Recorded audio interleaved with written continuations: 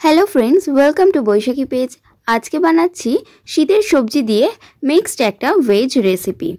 তো তাহলে চলো দেখতে থাকো। কড়াইয়ে তেল গরম করে দিয়ে দিচ্ছি 1 চামচ পাঁচফোড়ন। পাঁচফোড়ন দিয়ে মিষ্টি গন্ধ আসলে দিয়ে দিচ্ছি সবজিগুলো। সবজির মধ্যে আমি এখানে নিয়েছি, প্রথমেই আছে আলু, তারপরে নিয়েছি শিম, তারপরে বিট, দিচ্ছি গাজর, আর নিয়েছি এখানে বিনস, আর এখানে টমেটো আমি এখানে কুচি করে নিয়েছি এখানে দুটো মিডিয়াম সাইজের টমেটো, চেরা কাঁচা লঙ্কা, আর দিচ্ছি কাঁচা টমেটো।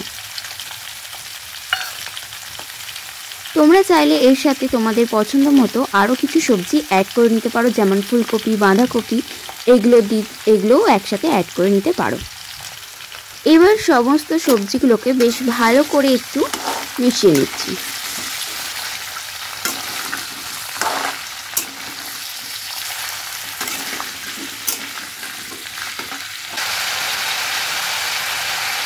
সবজিগুলো ভালো করে মেশানোর পর এর মধ্যে দিয়ে দিচ্ছি স্বাদ অনুযায়ী লবণ, আর দিচ্ছি লঙ্কা গুঁড়ো।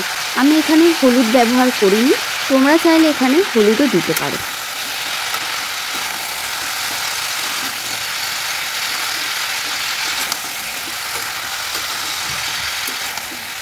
এবার আবারও ভালো করে মিশিয়ে আমি এটা ঢেকে দিচ্ছি।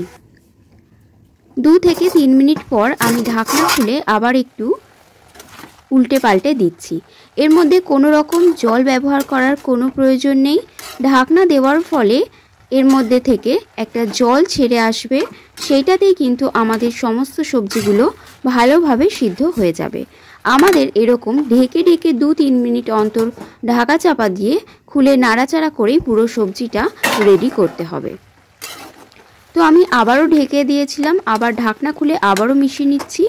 তো এবারে টমেটোগুলো দেখো আমি এরকমভাবে খুন্তির সাহায্যে একটু ভেঙে দিচ্ছি,